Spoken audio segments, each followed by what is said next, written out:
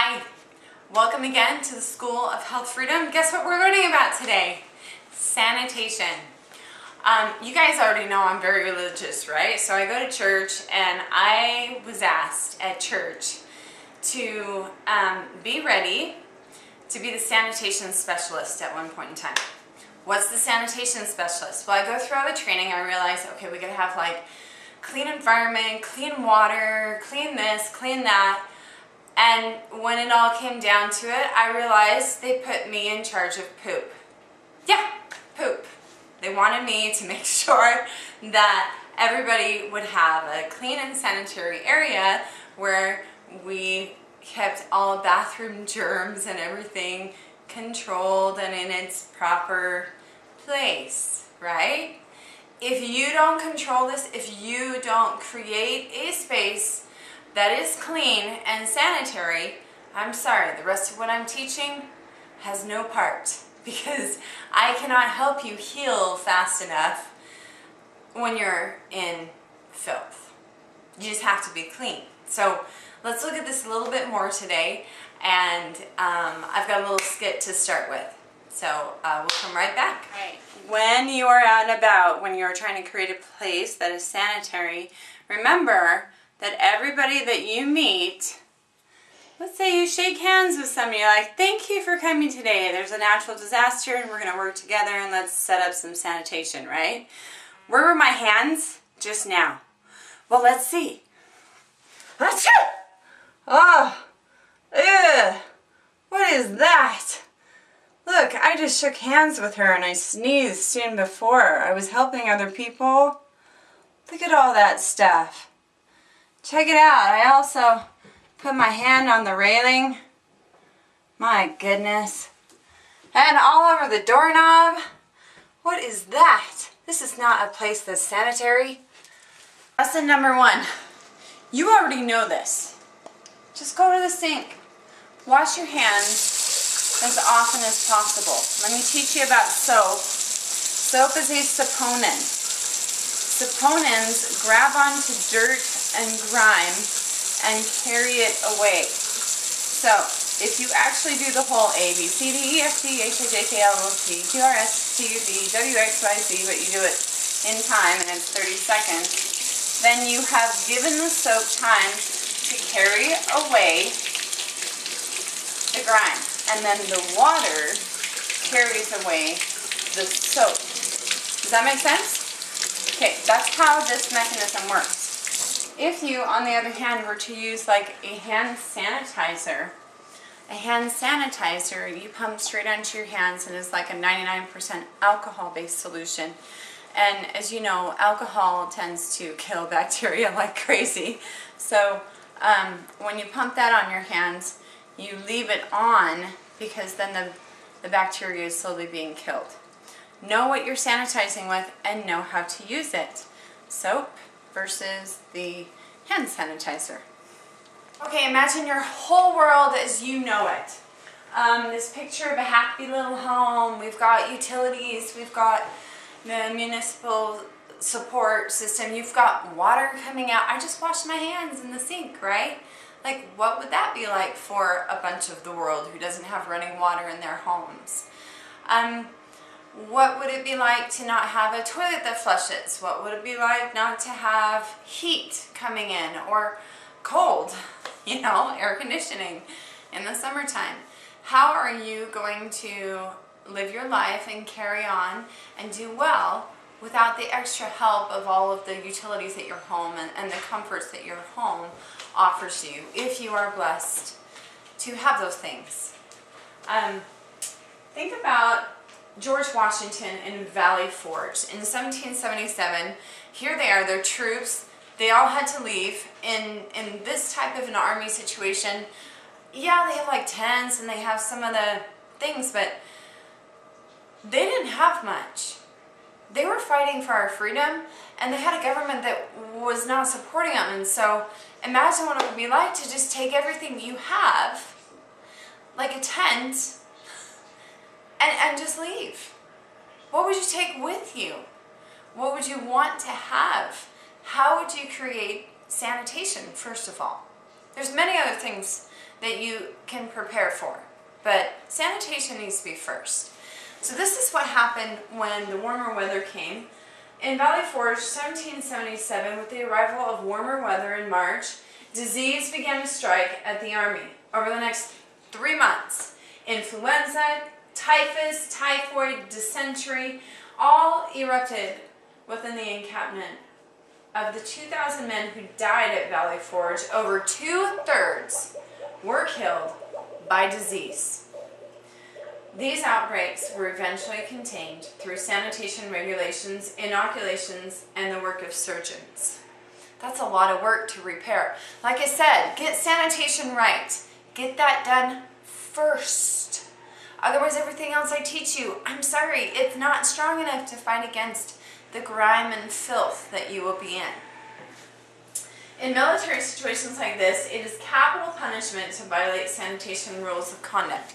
So I was doing some research into this, and what happened is there was, I don't know if it was a sergeant or it was one of their leaders that was brought in to work with General Washington. The first thing that he did is he worked on sanitation. And there were some men who were, they just didn't even care. They're like, what? We're going to go wherever we want to go. We're going to, just be lackadaisical about all of this. They were made an example. It was so serious that they followed the sanitation outline that was just put into place, and they did not follow it. So this new leader came in, and it was capital punishment, and he did it in front of all the other men and let them know that he was not going to let them be flippant in his presence about sanitation, because 2/3 of the people in the encampment had already died. And it was capital punishment because these two who would not obey regulations with sanitation were literally killing people because of what they were doing. You need to make sure that sanitation is number one in your routine. And you must keep the order. You must keep the cleanliness. You must push out and away those who will not obey.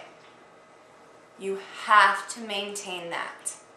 Without it, you don't have the type of control that's needed in an environment to create health.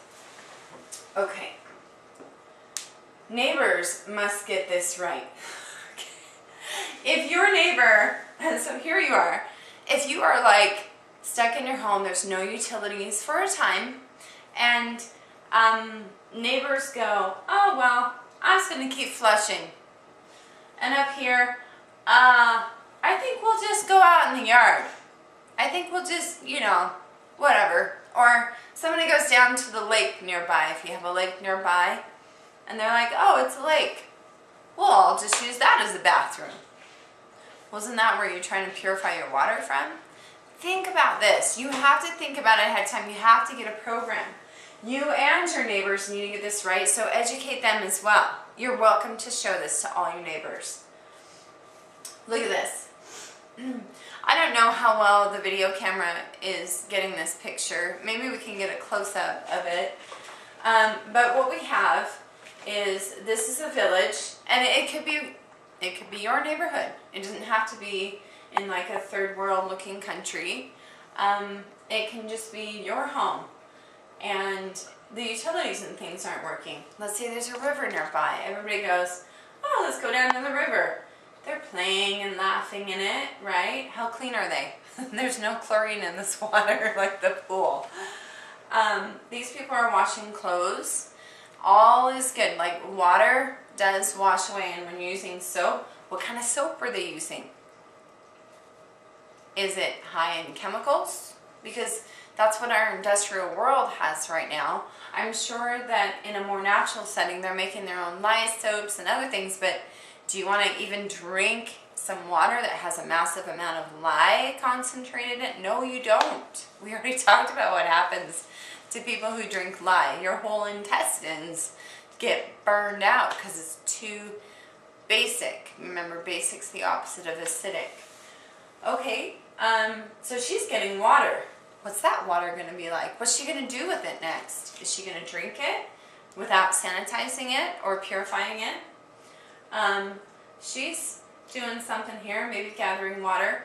Okay, this is red flag situation over here. Why? This person's sitting on a rock. What do you think they're doing? Yes, he's probably putting poop right here, right next to all of the water. I know you don't want to think about this. I know this is gross, but this is necessary to figure out ahead of time. You do not want people to do this. But you also can't control other people. You only have the right to educate them, and especially you need to educate them ahead of time. So what would it look like if the whole neighborhood were on board in your neighborhood? How many people live there? How many homes are there? How many individuals would amount to how many thousands of people in your area? You have a lot of work to do right now. That's all I have to say. Educate, educate, educate.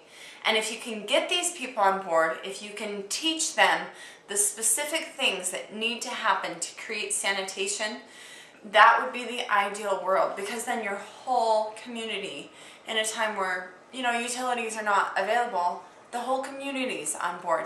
But do you know what? There's going to be some who are flippant, and it's probably not your right to use capital punishment, even though those people are spreading disease that could be killing many others. So because you're not in a military situation, and perhaps military is not even going to get there if you would want them to be there, to set up those things, or if FEMA is not able to get there, if you would actually want them to be there, if you can actually be more self-reliant as a community, you have more power. Then FEMA can go help other people who actually need help, and you actually get to do things your way. Power. Do you see what I mean?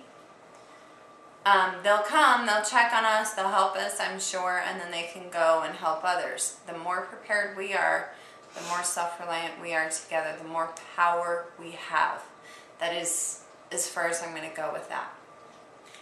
So, if everybody can set up some rules for what's going to go on, and where your poop is going to go, how you're going to sanitize your area, your water, if people are sick, how you're going to quarantine, because right now we're on Louis Pasteur's side of disease, CDC, the spreading of disease, and controlling sanitation, right?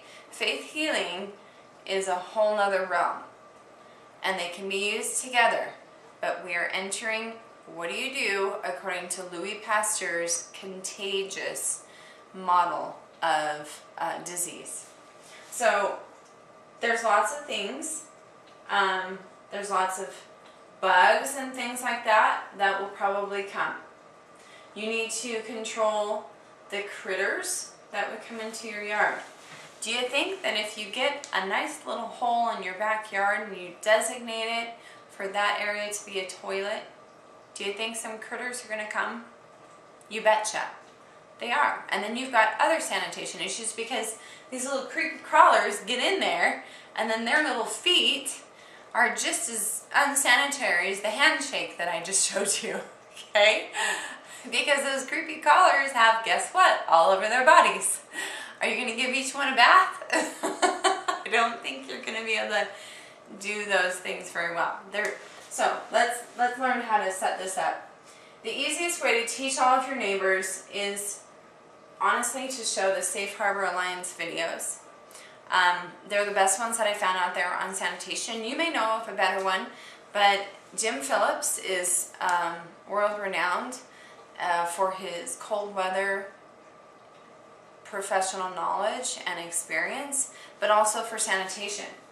And if you have a block meeting, let's say you just invite everybody who lives on your block to come over to your home and learn, and then you get everybody else. And if you happen to have a good system of block captains set up in your neighborhood, ask that every single block captain show these videos. And then you organize groups on these items. Group buys, or just group showings, and then you organize groups to do certain things when it is time to have sanitation without utilities. If you want to buy it, it's just www.safeharboralliance.com. I'm going to give you an overview today of what he teaches, but I want you to learn more in depth, and it's not very expensive to get this 4-disc set. I know Jim Phillips, he doesn't know that I'm sending a ton of people to his site, but I'm sure he'll be appreciative of it because he is trying to get the message out there. And he's created these, and he's done the best of research that I have found to create a sanitary environment. And some of them are extreme, and you'll need to know those measures if situations get extreme. And you'll be so happy that you do know them. Okay, an overview. You got to keep your environment clean, keep your water clean, keep your body clean, and the bodies around you clean, and keep your food clean. And if there's any wounds, or if you're starting into medical, you need to be even more clean. There is no hospital in this area that can function without clean water. They can't. Legally, they have to shut down if they don't have clean water and sanitation. That is the number one for any medical facility. Okay, utilities down, don't use them. Turn off your water. Why? Because the water coming in, is it clean? You don't know anymore. Block the sewage lines with removable items, like you can shove a rubber ball onto there, a Nerf ball. You'll see in the videos, he'll show you. Why? To help block sewage overflow and to block critters that creep into the pipes when there's nothing flowing. Yeah, critters come through. And you have a direct pipe source from your toilet, from your sinks, from everything to the outdoors. And as soon as there's something enticing to those little critters, they'll find a way in. They'll climb through your pipes. Mice and insects and all kinds of spiders and things. So you can block these. The best is to install a backflow valve and block the toilet and all sewer drains with rubber balls. Again, if you want more information on that, go see the Safe Harbor Alliance videos. I just want to show you this. In a neighborhood, this is how mine is set up. I don't know how yours is. All of the utilities are kind of tied together. So when they're building a house and you go see the new developments as they're developing, you'll notice that all the utilities are set up, and there's pipes and there's lines, and basically everybody's tied together. They just take that pipe and they pipe it over to where the house is going to be, and then it continues, and then another pipe goes to the next house, and so everything is tied together like this. Sewer system, right? Well, if you're at the top and you flush your toilet, the way that the system works is by gravity and by some pumps, but I'm sorry, pumps aren't going to be working if the electricity's not working.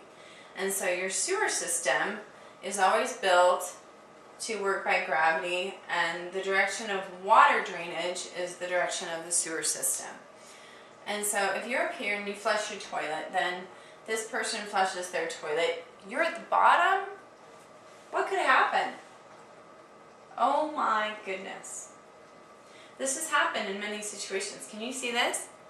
This is just nastiness. I mean, it's sewage, and it comes and backflows and floods out of the toilet. It's terrible. I had an aunt who, her whole basement was flooded. And one of the reasons why is because they didn't have a backflow valve installed, and the city, the way that they had figured out the sewage system with her, there were just too many pipes. It ill-constructed, and it was going to happen sometime, right? So after years and years of her living there, it finally happened.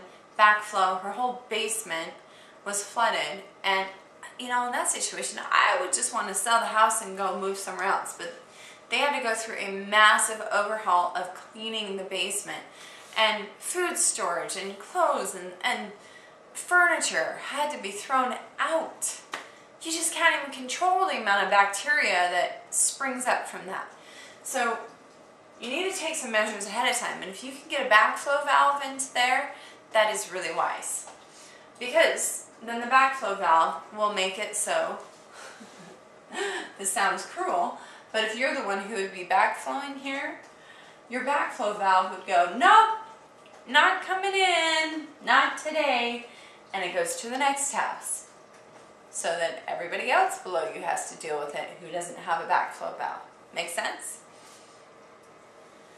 Okay, this is a backflow valve, and it can be installed into the home. It's really important to ask your builders, if you're building a home, to get that in there. Otherwise you got to drill into the basement, drill into the places. Sometimes with our basement we figured out you got to put it in one spot, and then you got to put it like at each of the pipes where the toilets are.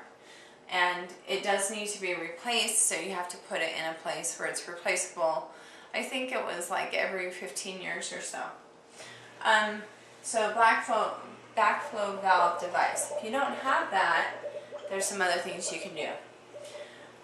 Look at the video and he'll tell you how to like cement certain areas so that it cannot come through. But then when the services come back, if you have cemented all of your pipes and filled your lines with cement, you're going to have some major overhaul in your home when it's time for utilities to come back on. So that is a drastic measure that he shows in his videos. The dry system. Now, this is, okay, toilets aren't working, you've plugged them up, and you still got to go, right? So do you go outside and invite a whole bunch of critters to come to the area? Or do you go inside where you already have a toilet and you makeshift it into kind of an outhouse? You can use this system: separate, cover, carry, and bury. It is Jim Phillips' system. So you separate urine from fecal matter. Why? First of all, urine and fecal matter, when they're together, they create more of a decomposition that is very undesirable and toxic, even more so. But if you separate them, then the two different number one and number twos can be used for what they are useful for. Like urine, for instance, can be diluted and used for fertilization in a garden. But you would not want to do that with any fecal matter in it. That would be wrong. That would be unsanitary. Fecal matter needs to then be put into the soil, because the soil over time, over a lot of time, like at least a year's time or a couple of years' time, all of the components of the soil will purify even fecal matter. So again, if you're out and you're in the woods and you don't know where to go, it's not really a good idea to just go anywhere, because you don't want other people who come by to spread that fecal matter and all of the yuck that comes with it, right? But in a worst case scenario, you got to bring a shovel or dig with a rock or something, create a hole, and you need to cover it up. If it's just sitting on top of the dirt, it's going to take more time to decompose.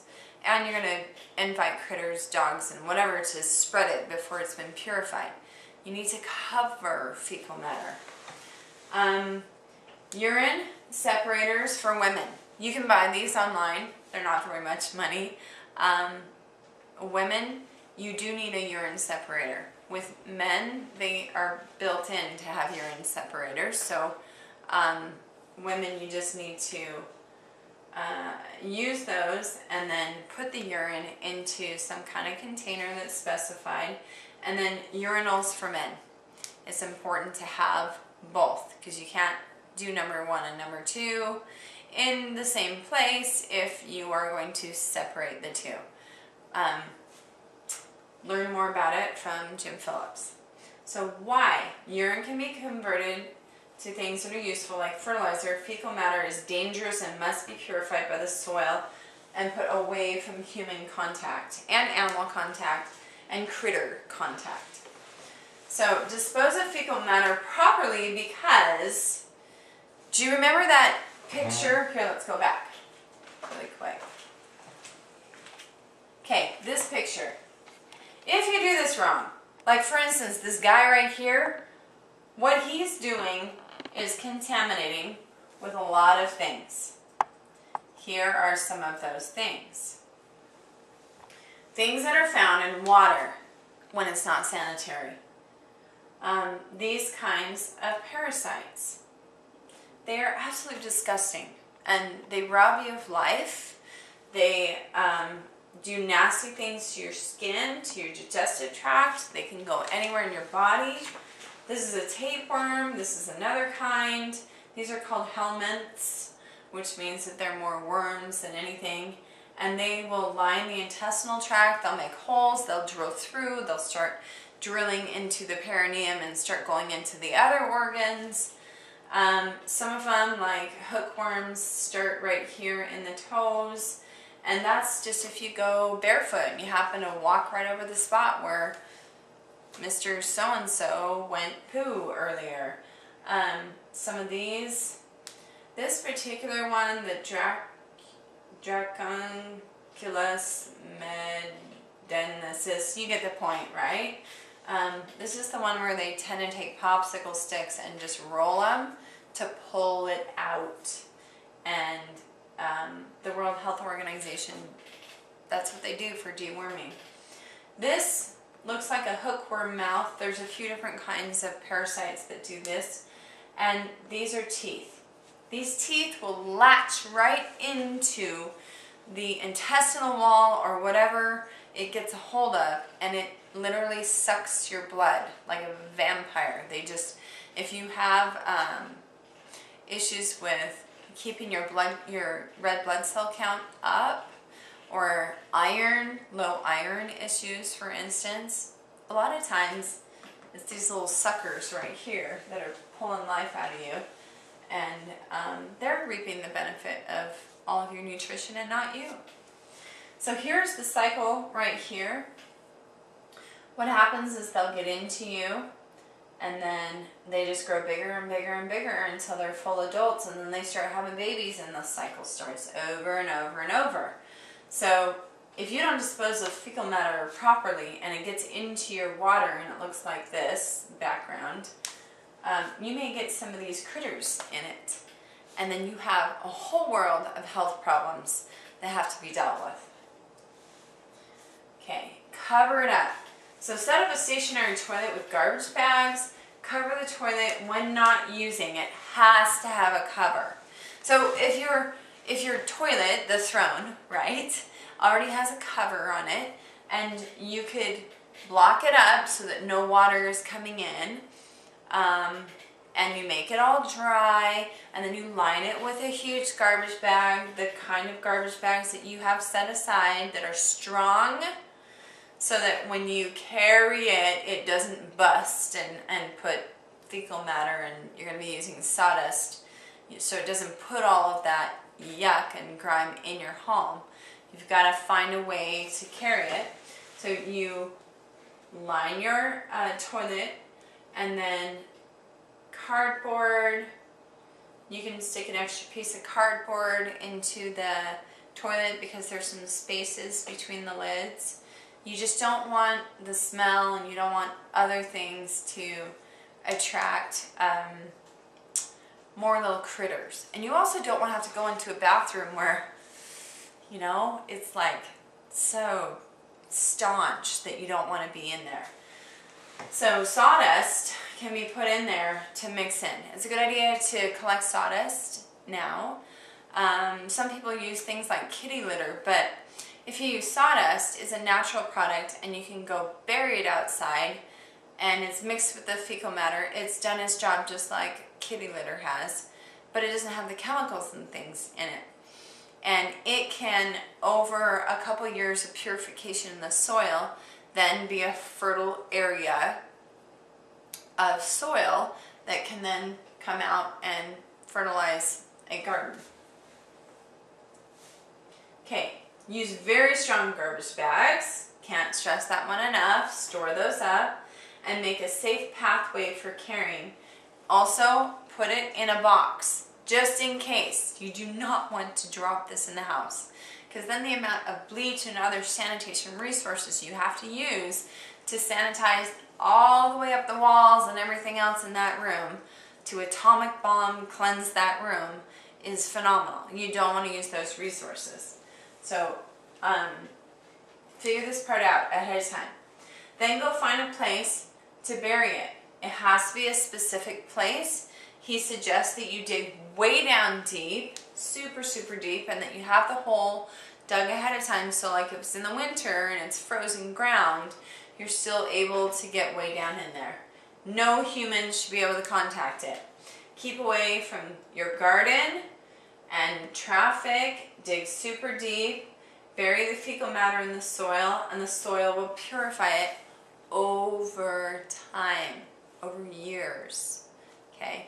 Again, you're not going to take fecal matter and sawdust and be like, oh, let's go fertilize the garden with it before it's been turned into soil. You never do that. Never use human fecal matter to fertilize a garden with. There's just too many diseases that can spread. Wait until it's soil. What about children's diapers? Okay. Children's diapers and women's sanitation stuff. Is there a non-disposable option? Do you know, there's an organization called Days for Girls, and they make these pads right here. And the reason why they make them is because the first time that they went over to an African country, I think it was in Kenya, they decided, oh, there's all these girls that can't attend school because when they have their periods, they have to go and sit on a piece of cardboard for like 3 days while they're having their period, because blood is taboo and it's unsanitary. And the way that they created sanitation was to isolate these girls. But then they would miss that many days in a month from school, and eventually they would get kicked out of school because they're not passing the test because they're not in class, right? So they brought disposable products in, and then when she flew away and then came back and checked up on them a while later, there's feminine pads everywhere, all over. Dogs have them in their mouths. They've shoved them into chain link fences. They're trying to figure out what to do with them. What are you going to do with disposable stuff if you don't have some place to throw it away? Well, they don't have, you know, like a garbage system and a garbage dump and all that stuff worked out in that city. And if you got into the same situation, what are you going to do with disposable stuff? What are you going to do with your garbage? Well, I can tell you what I did when I was young. We lived on a self-reliant plot of land, and there was a small amount of garbage that we would take, I don't know, once a month by the truckload over to the dump. But everything else we just burned. We just burned it. You can't burn feminine products or diapers. They're plastic, right? So you can get reusable stuff that's washable. And then you need to have enough stuff to be able to wash them with. You need to be able to either make bleach or have soaps or other things, and then have water and a place to dispose of that yucky fecal infested water as well. So children's diapers, get the non-disposable ones just to have on hand so you can wash them. And potty training children. I'm sorry, they have accidents, they're all over the place. You need to make some preparation for these children. How do we keep them in line with sanitation? What about menstruation products? So non-disposable is what you want to look at. If your option is to have disposable, I don't know where you're going to put it. Are you going to dig a huge ditch and stick all this plastic stuff somewhere and then have animals come and, dig them up? Think about that. And Jim Phillips' video teaches you more as well.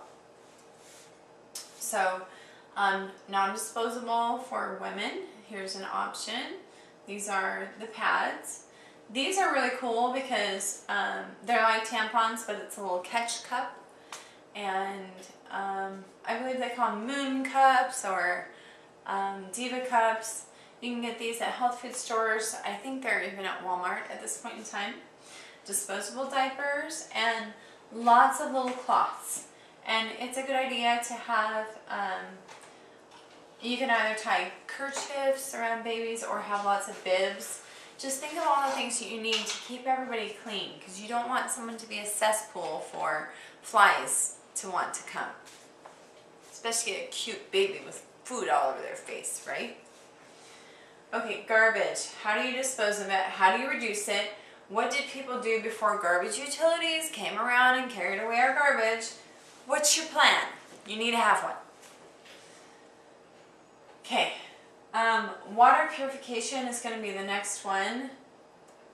And let me just see if there's anything else. Yes, okay. So, ways to become unsafe. Just to close with this sanitation session. Look at all these different things that can go on. So you saw my hands. I shook her hand. She got all of the blah stuff all over, and that was just, that was just dirt. Your hands pick up tons of stuff.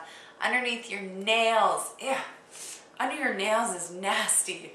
There's a scientist who said, I would rather touch the backside of a dog than lick from underneath somebody's fingernails. Okay? It's really dirty under there if you don't have a nail brush, which those you can get from the dollar store. So get nail brushes, get sanitation kits ready, hygiene kits, have wipes, have other things ready. Because look at all this stuff. I mean, first of all, this is sitting out. It's not in the refrigerator. He's eating while petting is this a cat or a dog? It's a pet. Sneezes right into the food. Lots of flies all over the place, right? Some people just aren't very sanitary when they're cooking, and they put their germs right back into the whole pot. Oh, but it'll cook out, right? No, you're probably not getting it back up to temperature at that point for long enough. You're not boiling it for like 10 minutes straight after it's come up to temperature and it's done. So be clean. Be as clean as you can. Play it safe. Hand washing. Teach your kids. It says you gotta wash your hands and you gotta wash them right. Don't give in to germs without a fight. Use water that's warm and lots of soapy bubbles. These are your weapons for preventing germ troubles. Don't cut your time short. Your fingers get between. It takes 20 seconds to make sure they're clean. Gotta wash, gotta wash, gotta wash your hands. Gotta wash, gotta wash, gotta wash your hands. Make sure you do something that's like fun. Teach the kids. Get them to be clean. And do your best to maintain sanitation if you don't have your normal utilities. All of these different kinds of things, these critters and the other ones that I showed you, they cannot live in a clean environment. They cannot live where you have sanitized, where there's tons of bleach. And if you sanitize an area and then they are introduced again, just continue, just keep wiping. Also, with wipes, have you ever read the back of your wipes before? When I'm talking about wipes, I'm talking about the sanitation wipes, like the clean your counter, antibacterial stuff. The directions on those say that you have to keep wiping for 10 minutes straight for that to work. It's not going to kill these unless you either up the concentration of the bleach or the alcohol component, or the amount of time that you'll be wiping for. Most people just take those wipes and they're like, ooh, wipe it off, and then right away it's clean. You're not killing off 99.9% of germs. The actual directions on the back of those say that in order for it to actually stay clean, it's got to be for like 10 minutes. Sometimes the concentration is upped on those and then it just takes a few minutes. But still, that's not just whoosh, 1 second over the top of a surface. So know your cleaning products, read the fine print, and really understand how they work. You can make your own bleach out of spa chlorine. I would Google it. I would probably store some, but you have to store it right. And I'll show you a little bit more in our water sanitation segment about the spa chlorine. Okay, so you can also keep the inside of the body clean. You're going to be exposed to people who are not staying clean, right? So in your books, in the workbook number 5, you actually have this recipe. It is 4 parts of pectin, 4 parts flaxseed, 4 parts psyllium seed, 2 parts cyprium, 2 parts marshmallow root, 1 part fennel seed, 1 part plantain leaf, 1 part redmond clay, and 1 part activated charcoal. What you do with all of this is you add then 4 parts of diatomaceous earth to it, and you take this and you just stir it into some juice, and then you down it like it's this thick, weird, kind of yucky stuff. It's pasty. But what this does is it's the Dr. Christopher's Quick Colon 2 formula, and it chelates toxins through the system. So let's say you have been exposed to something that would normally give you like diarrhea and vomiting. You don't want to be in that situation. You don't. You, at that point, are going to have to purify your intestines and then figure out how to purify your water so you have clean water. So as you purify the intestines, this is one way to do it. Essential oils is another. There's some essential oils that has like ginger and others, but really I found I need this stuff and I need the essential oils and the water that I'm drinking in between in order for it to really work. Quick story to end with. When you are exposed to an unsanitary situation, clean yourself as much as possible. When you start like throwing up or getting signs of diarrhea, you could do as my friend did. I have a friend who had several appointments that day, needed to go to work. It was crucial. She didn't want to lose her job. She's supporting her family. She came to my doorstep and said, Tasha, what do I do? And I said, so all of your kids have the stomach flu, and you have the signs of it, and you've already started, feeling nauseous. Okay, we're right at the beginning of this. That's rule number 1, is hit it hard at the beginning, right? We were in that window of time, and I felt inspired to mix this with the diatomaceous earth, as I told you. Again, that's in workbook 5, and to have her take that several times that day. And I also gave her a formula that's just like the doTERRA Digest Ease, I believe is what it's called, or Digest Zen. And it has like ginger and peppermint and fennel and some other things like that in it. And I put 1 drop of oregano essential oil into that whole bottle. So what I mean is I took the digestive essential oil formula and I changed the formula by opening the lid and adding 1 drop of oregano essential oil into it. Because oregano essential oil is so strong, you don't need very much. And you don't even need just 1 drop, you need like 1/100th of a drop inside of you for it to work really well. And so with that 1 drop in the blend, I then gave her the bottle, and every hour she had a glass of water with some of the digestive formula that had this small amount of oregano essential oil added. She was fine. She didn't get it, and she wasn't contagious to the people around her. They were all fine in the end. And so You can cleanse internally when you are exposed, and you can cleanse your surroundings externally. She also kept herself very clean, made sure she had hand sanitizer, was very respectful. One step up from that that's a little more noticeable to everybody else is to wear one of those masks, so that it's the same mask that has a germ defense. You can go to the hospitals and ask them about it. It's the same kind of a white just mask that you would wear in a hospital when you go to see someone who's really sick. And the hospital makes you wear the mask so that anything you might be carrying and contagious with will not get to that person, or at least reduces your chances. So get some of those, have them on hand for the courtesy of the loved ones who live around you, and there you go. There's some basics for sanitation. You need to make sure that you get this one right, and the anti-infection formula is another really important one.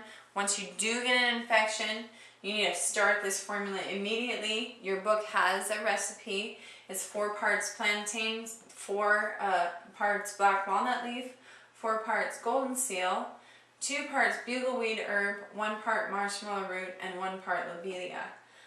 Fresh garlic is another important one. If you don't have anything else, get a whole bunch of garlic down you. You're going to need some food with that in your stomach, because it'll make you nauseous, just because garlic is really, really strong if you eat it by itself. And then there's a cold sheet treatment. So we're going to go a little bit more into these in the antibiotics alternative sections, but I just wanted to have the overview here. Keep your food clean. Wash the fresh fruit and veggies with vegetable washes. So if you have nothing else, like a fruit and vegetable wash, this is actually better than those. This is GSE. It is grapefruit seed extract. And grapefruit seed extract, you just need 10 drops of it in some water. That's another thing you could internally cleanse with, and it'll get, it's very anti-parasitic. And so if you were to put this in all of your water that you were drinking, you would reduce the amount of just germs and infections and parasites to begin with that you would put into your system. Like, how many people get Giardia when they go to Mexico?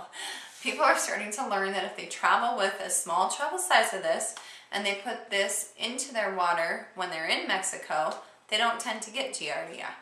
And if they do, then they start treating themselves with this with higher doses, right? It's very effective. GSC is extremely strong, and my personal testimonial with this is I had a friend who gave me a whole bunch of strawberries, and she had some too. They had some mold on them. They were kind of old. Her husband worked in the produce department. She didn't have any GSC or didn't know about it. I felt inspired to like really spray on and boost up the solution of GSC just because of all the mold and stuff that was on the strawberries. She got salmonella. I didn't. The difference? GSC. It'll kill that stuff. So have some on hand, have lots on hand. It's super concentrated. Get the largest bottle and get like a case of it for your neighborhood, and make sure everybody has one. You can also stick this into a regular hand soap that's not antibacterial, just 10 drops into a regular hand soap, and it will make it antibacterial, which is really cool. Other options are you can wash with bleach. There's missionaries that often talk about Cloroxing their food. Well, personally, I'd rather do this because then I don't have chemicals on it, right? And it's just as effective or more. So options with grapefruit seed extract and other antibacterial things are there. If you don't have anything else but you have essential oils, I guess you could start using some of your store of essential oils for it, or you really could destroy the taste of all your food by doing this, but you could blend up some garlic and dip it in garlic. There's lots of different things that you could do to sanitize. So keep your food clean, otherwise you will be vomiting and getting diarrhea and having to cleanse the inside. Fahrenheit facts, play it safe. Just so you know, 160 to 212 degrees Fahrenheit is hot enough to kill most harmful bacteria. Pork parasites have been proven to live in this range. You actually have to get to the point where it's charcoalized, like your food is charcoal, and then they finally cease to live, like the eggs and how they perpetuate. So be careful about pork. Be careful about certain kinds of meat. If you go out hunting, you need to purify. I had a gal whose son loves sushi or salmon, and even just cooked salmon, and he had a parasite issue, and he kept getting it back over and over and over. And I said, just have him start putting the GSC right into the meat before he cooks it. And she's like, what? I said, yeah. Cleanse it, purify it with some GSC, like a strong dose of it, and see if the parasites don't come wiggling out, you know? Be careful of meats.